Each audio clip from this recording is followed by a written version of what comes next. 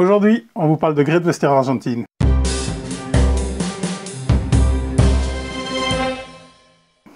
Hello. Allô. Bienvenue dans ce bûcher au laurier. C'est Cédric. Et Laurent. Et on va vous parler aujourd'hui de Great Western Trail Argentine. 1 à 4 joueurs, 150 minutes, c'est du 12+. C'est Alexander Pfister aux manettes de ce jeu. Donc c'est Mombasa, Isle of Skye, Maracaibo et plein d'autres. Aux illustrations, c'est Chris Killiams. On le voit beaucoup sur Pandémie, Chris Killiams. On le voit beaucoup chez Eagerspiel. Le pitch: parcourez les pampas d'Argentine, guidez votre troupeau de vaches au travers de plaines d'Argentine jusqu'au port de Buenos Aires. Livrez votre bétail et vos céréales à un des bateaux avant leur départ vers l'Europe. Les règles. On va faire un énorme survol. Vraiment, peut-être plus une différence. Great Western, hein, peut-être parler des différences. Ouais, des différences. Tu y vas pour les différences ou... La différence, c'est ce que tu viens de dire. C'est le fait qu'au lieu de livrer dans différentes gares ferroviaires, on livre le bétail ici sur des bateaux. Et donc sur des groupes de bateaux qui vont transiter et arriver dans des villes portuaires européennes. Et donc les disques sont en... Comment je vais dire, le scoring se fait en 2 temps sur ces bateaux. Donc d'abord en plaçant les disques sur les bateaux, et puis des bateaux sur les ports et des ports dans la ville. Voilà, donc ça c'est la grosse différence. Il y a certains bateaux aussi qui ne sont que du scoring, donc là ils ne partiront jamais. C'est simplement un petit peu, ça reprend un petit peu le système qu'il y avait dans Great Western tout simple. Et l'autre nouveauté, ce sont les fermiers, je pense, ça s'appelle. Je ne sais plus comment ils s'appellent. Enfin, soit il y a un type de personnage en plus qui remplace un petit peu les bandits. Les bandits de la version. Les bandits de la version. Et ici, on peut en fait les aider de manière à les récupérer, soit pour du scoring, soit pour augmenter la production c'est des fermiers. Des fermiers. Augmenter la production de céréales, donc. Et donc, puisque chaque fois qu'on va livrer un troupeau sur un bateau, il faut payer un coût en céréales. Ce qui change un petit peu la donne. Donc il faut avoir essayé de développer un moteur à céréales qui est complémentaire au reste, quelque chose qui n'existait pas. Donc c'est la petite surcouche qu'il y a par rapport à l'original. Oui, parce que le reste est pratiquement similaire. Oui, dans les grandes lignes, il y a quelques petits changements. Oui, maintenant le train, au lieu plutôt le fait d'avancer sur la locomotive, sur les rails, permet plutôt d'avoir des raccourcis, donc d'arriver plus rapidement à Buenos Aires. Oui. Alors que dans l'autre, c'était juste de pouvoir livrer à différentes villes.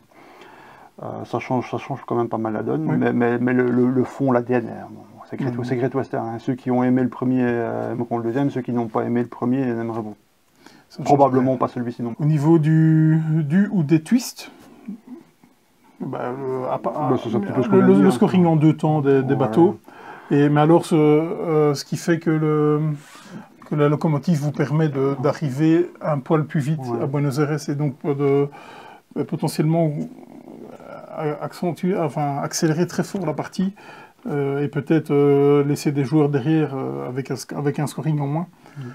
Les twists, je veux dire, c'est plutôt les twists de Great Western, parce que Great Western est un petit peu à part à ce niveau-là. Il a ses propres twists qui sont pris, j'en sais un peu différemment, mais qui sont les mêmes ici. Le fait que chaque joueur construit ses bâtiments, et donc au fur et à mesure du temps, puisqu'on fait toujours le même parcours, au fur et à mesure du temps de la partie, les déplacements vont prendre de plus en plus de temps pour arriver à Buenos Aires. L'agencement, la façon dont on va construire ces bâtiments vont aussi changer la donne. Et ceci est imbriqué avec un système de deck building qui est assez bien pensé. Donc c'est cet enchevêtrement de mécanique et de placement d'ouvriers finalement un petit peu qu'on construit au fur et à mesure de la partie qui fait vraiment tout le charme de ce jeu. Avec des cartes qui viennent pourrir son deck, oui. En fonction des fermiers. Dans celui-ci, c'est une compensation. Ouais, ça rajoute un petit peu au fermier, ça va de pair. Oui. Ouais. J'ai rien d'autre à rajouter au niveau des twists parce que il y a une grande différence sans être une grande différence. C'est évidemment c'est bateau. Oui, c'est ça. Les twists, c'est les twists de Great Western, ils sont repris tels quels quasiment, et ils sont un petit peu modifiés, mais il n'y a pas de gros changements, il n'y a pas d'ajout d'une grosse mécanique, ils sont un petit peu twistés justement, mais comme voilà, c'est pas non plus en profondeur. Par contre, Great Western, par rapport à d'autres jeux, il y a quand même une identité assez propre et qui est souvent la marque des grands jeux. Il a vraiment ses propres caractéristiques. Au niveau de la rejouabilité, ben, elle est quand même assez déjà la courbe d'apprentissage. Ouais, déjà, c'est déjà ça. Bien jouer à ce truc, il faut déjà quelques parties. Il faut quelques parties. Alors, est-ce qu'il y a une énorme rejouabilité? Je ne sais pas, mais il y a une énorme variabilité, parce qu'il y a plein de combos possibles avec tel bâtiment, avec telle carte. Et donc, effectivement, avant de savoir poncer ce jeu complètement... C'est un jeu qui demande de l'investissement pour en profiter vraiment, parce que quand on ne sait pas jouer, on est un petit peu perdu, on tâtonne et les débuts de partie peuvent être assez longs, le temps que la mécanique prenne son envolée, le temps que le moteur commence à ronronner un petit peu, et avec le risque, quand on ne connaît pas bien le jeu, que la partie s'arrête relativement vite une fois que le moteur démarre réellement, ce qui est toujours un petit peu frustrant. C'est un peu à pipeline, ce genre de jeu, il faut aimer ce genre de choses. Maintenant, avec l'expérience, on arrive un petit peu à mieux contrôler ça, évidemment. Au niveau du poids et de la cible, c'est du 3,9 sur 5. On y est, hein, clairement. Est-ce que c'est un jeu expert? Oui, c'est un jeu expert. Oui, il n'y a pas de doute. Parce qu'on est toujours en rack de thunes, on est dans rack de blé, on est en rack de tout. C'est même pas ça qui fait le jeu expert. C'est le fait que les paramètres à prendre en compte à chaque décision sont vraiment multidimensionnels. Il y a une grosse planification en disant il faut que je passe par là, il faut que je passe par là absolument pour avoir ça. C'est ça, pour avoir ça, donc dans l'ordre, etc. Et c'est ça vraiment qui fait toute la... Le placement des bâtiments est super important. Donc, encore une fois, c'est l'expérience qui va faire que ça va devenir énorme en termes de sensation de jeu. Maintenant, il va falloir lui donner quelques parties. Hein. C'est sûr. Et c'est un petit peu le problème de ce genre de jeu. C'est aussi un joueur expérimenté contre un débutant. C'est toujours assez compliqué. C'est pas un défaut, c'est pas une tare. Mais c'est un fait. C'est un jeu expert. C'est un vrai jeu expert. Et probablement, pour moi, ça reste, et particulièrement dans cette version où il y a une petite couche additionnelle par rapport à l'autre, ça reste probablement le plus technique des Pfisters. Ouais. Pas mon préféré, mais... Donc, au niveau du matériel, moi, personnellement, je vois pas grand-chose à dire. Est-ce qu'il y avait déjà un plateau double layer dans la première version? Non, donc ils ont mis un plateau... Dans la seconde édition. Dans la seconde édition, oui, dans la première édition. Donc, au niveau du matériel... J'avais des inlays à poser au-dessus. Ouais. C'était vraiment chiant, ça ne rentre pas dans la parfum. Bon, c'est bien. La seconde édition, pour ça, c'est bien, même s'il y a pas mal de ratés, notamment l'insert. C'était quand même pas mal. Ici, l'insert est bazardé aussi. Il vaut mieux s'en procurer un alternatif que d'utiliser celui qui est fourni dedans. Un Full Dead Space. Par exemple. Mais moi, il n'y en a pas un dédié d'ailleurs pour cette boîte-ci. Hein. Le Full Dead Space, c'est le même que pour le... Oui, c'est ça, pour la version 2.0. Ils n'ont pas fait de modification. C'est un peu dommage, mais bon, ça fonctionne. Donc, moi j'ai quelque chose à dire au niveau du matériel, mais je le dirai dans les plus et les moins, en fait. Donc, c'est souvent chez Gerspiel, les jeux sont en général pas très chers, ils sont assez jolis. C'était combien ça? Par rapport au matos qu'il y a dedans. Je sais pas, ça doit être une soixantaine d'euros à mon avis maintenant. C'était même moins, je pense. Oui, mais enfin maintenant tout évidemment, s'est envolé. Mais enfin, en général, chez Gerspiel, ils font des éditions très correct pour un prix qui reste assez... C'est pas un Revive à 80, quoi. Non, voilà, c'est ça. Ça par rapport au matos qu'il y a dedans. Il n'y a pas de vol. Elle est blindée. Hein, donc, clairement, pas de vol. L'édition n'a pas trop de reproches. Je veux dire, par rapport à ce qu'il demande comme tarif, je trouve que c'est tout à fait à la hauteur. Ouais. Et d'autant plus pour le plaisir de jeu que ça va vous apporter. Parce que je pense qu'au bout de 5-10 parties, si vous accrochez, c'est clair. 5-10 parties, vous allez vous perfectionner et tout, donc je pense que... Mais c'est un jeu justement qui demande cet investissement-là. Si comme moi par exemple vous aimez jouer à beaucoup de jeux et découvrir tout le temps de nouveautés, voilà, c'est comme Gaïa, ce genre de Terra Mystica et autres, c'est des jeux qui demandent trop d'investissement pour moi. Les plus, les moins?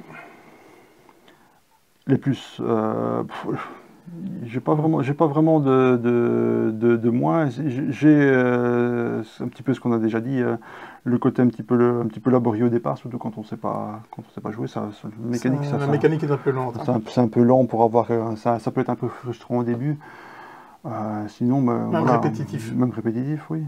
Maintenant, c'est un jeu dont je reconnais vraiment toutes les qualités. C'est un jeu, encore une fois, je disais, en positif qui se distingue un petit peu de la masse de par l'imbrication de ses mécaniques.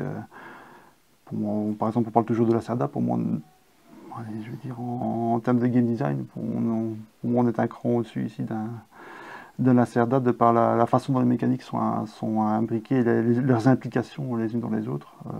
C'est aussi vrai chez la Lacerda, mais c'est peut-être moins fluide et moins logique qu'ici. En négatif, je n'ai pas grand-chose à dire, si ce n'est que voilà, c'est pas un jeu dans lequel je mettrais suffisamment d'investissement. C'est un jeu qui peut me frustrer aussi par moments. Voilà, mais c'est pas des défauts du jeu lui-même, c'est plutôt moi par rapport à ce genre de jeu. Donc moi, oui, au niveau des plus, mais j'en vois pas spécialement comparé oui, c'est ça, c'est quand je cherche des plus, c'est par rapport à quelque chose. Par contre, au niveau des moins, c'est toujours ce problème, mais là, c'est parfois même plus que cette iconographie qui est fort petite, j'ai oublié de dire. Ouais. Fort proche. Elle est daltonien friendly, et donc moi je suis daltonien sur les nuances, c'est compliqué. Vraiment. Non seulement les nuances, mais surtout c'est très petit. Et souvent, d'ailleurs, les systèmes de port, les encres qui définissent les ports, c'est ni fait ni à faire. Ça c'est rédhibitoire. C'est pas pour rien d'ailleurs que BG Expansion a sorti des petites encres à placer sur les bateaux en plastique, colorées de manière à faire mieux ressortir et voir de loin à l'autre côté de la table. C'est impératif. Et c'est super important pour ne pas se tromper, à moins de les connaître par cœur évidemment. Mais c'est vrai qu'il y a certaines cartes certaines iconos, il y a certaines cartes à défausser, etc. Il faut avoir de bons yeux, ou il faut être vraiment plaqué sur le. Voilà. Ça, je trouve ça un peu dommage. D'autant plus qu'il a son iconographie bien à lui. C'est pas une iconographie qu'on a déjà vue partout. Donc c'est vraiment des trucs. Ouais. Bon, ça on peut prendre le pli, quoi. C'est pas très grave. Par contre, le côté trop petit ou trop dans les détails, en fait, une petite iconographie où tout est dans le détail, ou quelquefois c'est le de la vache. Ouais, c'est ça. Ou c'est la couleur de fond par rapport à la couleur qui est au-dessus, mais forcément les couleurs s'influencent l'une l'autre et on les distingue pas bien l'une dans l'autre. Enfin, bon. Là, il y a un truc que je comprends pas. Ces ports, je comprends pas comment ça peut être validé à un certain moment et dire ok, on y va comme ça, quoi. On pinaille pas, hein. C'est un réel problème, quoi. Donc, j'avais presque oublié. Est-ce que ça dessert le jeu? Oui, si vous l'adaptez pas, ou alors vous y faites, quoi. Donc, il y a des fois, ça peut même être très, très frustrant de vous dire que vous visez quelque chose alors que c'est pas la bonne couleur. Et on se trompe. Donc ça, c'est quand même un gros moins pour moi. Sinon, je n'ai pas grand-chose d'autre à dire. C'est un chouette complément à Great Western. Maintenant, est-ce que vous avez besoin des deux? Bof. Maintenant, j'aime bien les plus hauts du premier. Je ne sais pas si la surcouche ici est vraiment nécessaire. Pourtant, elle fait presque l'unanimité. Hein, donc tout le monde dit c'est un peu plus expert, mais le premier déjà. Tu peux le dire dans ton avis, donc tes avis. Oui, mais ça, j'ai dit, je sais pas, je suis content de l'avoir. J'ai le premier, j'ai pas racheté la seconde édition, j'ai la première édition du premier depuis sa sortie. J'ai jamais racheté la seconde édition. J'ai acheté celui-ci. C'est pas un jeu que je vais sortir très souvent moi personnellement. Je refuserai jamais une partie. De temps en temps, je l'apprécie. Mais non, c'est pas un jeu que je vais poncer. Donc, est-ce que j'ai besoin des deux? À terme, peut-être que j'en vendrai l'un ou l'autre. Maintenant, en plus, en sachant que fin de l'année, il y a Nouvelle-Zélande qui arrive. Où là, c'est des moutons. Hein. Il y a quand même l'air d'être un petit peu plus différent à voir, parce que je pensais la même chose de celui-ci, mais finalement, on reste fort proche. Donc, à voir. Donc, encore une fois, tout ça pour dire, je suis pas sûr qu'il faille vraiment, à moins d'être vraiment un fan du jeu, d'avoir les deux versions. Parce qu'on peut parler de deux versions. Oui. On peut parler de deux versions du même jeu, d'une variante, entre guillemets. On est largement, enfin pas largement, on est au-dessus en termes de complexité, par exemple, par rapport à Great Western, un petit précédent épice, parce qu'il y a cette surcouche de bateaux et donc de gestion de blé à avoir. C'est le blé. Est-ce que ça me plaît? Je ne suis pas persuadé, en fait, parce que... Est-ce que c'est nécessaire, en fait? C'est même pas est-ce que ça te plaît, est-ce que c'est réellement nécessaire? Est-ce que ça rééquilibre pas la grosse force des vaches. Parce que Un dans petit le peu plus. premier... On n'a pas suffisamment de parties pour Non, pour clairement pouvoir pas. le Maintenant, dire. c'est une question qu'on se pose. Je pense qu'un Yoel pourra répondre à ce genre de choses, par exemple.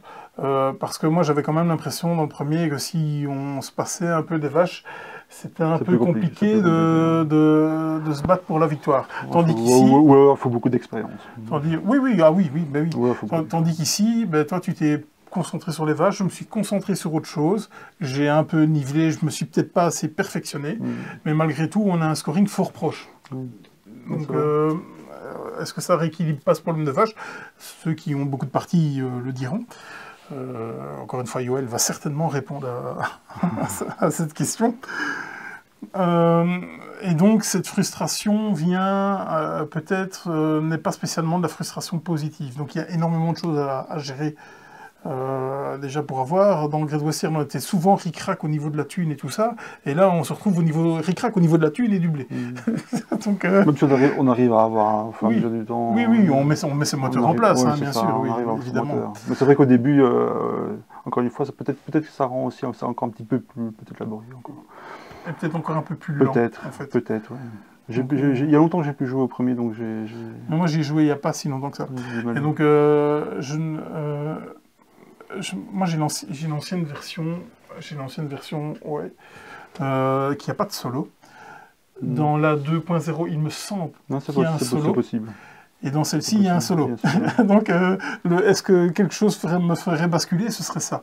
Donc, j'ai rapidement regardé un peu la règle. Le solo semble être assez... Enfin, pas spécialement ultra lourd à gérer. Et donc, j'aimerais faire une partie solo, vraiment, bien essayer ça. Tu me diras. Oui, je te dirai. Je vais essayer de le faire dans pas trop longtemps, du coup, parce que sinon... Tu as les règles en tête. Hein. Il faudra recommencer les règles. Sinon, ben, ça reste positif, ça reste du Great Western.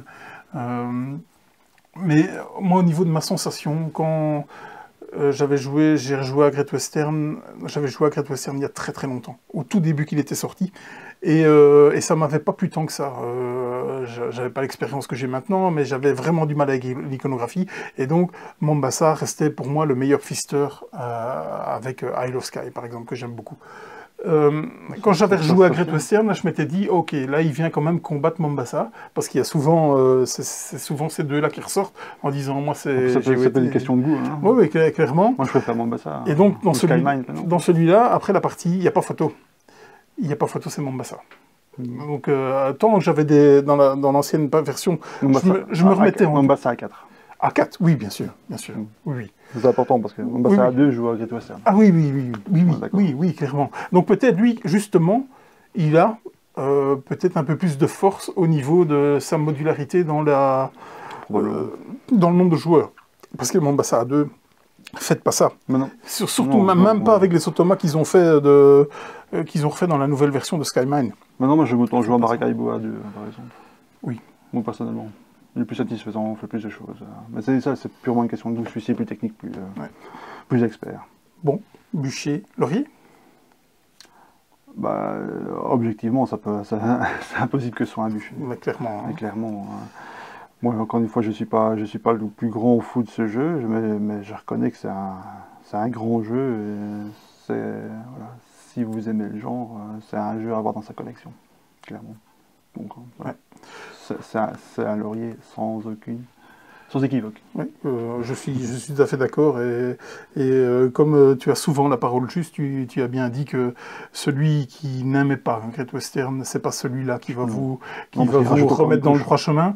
Et celui qui aimait Great Western, c'est pas celui-là qui va vous faire aimer Great Western. Donc, exactement. Voilà. Le mot de la fin. Comme toujours. Allez, à bientôt. À bientôt. Salut.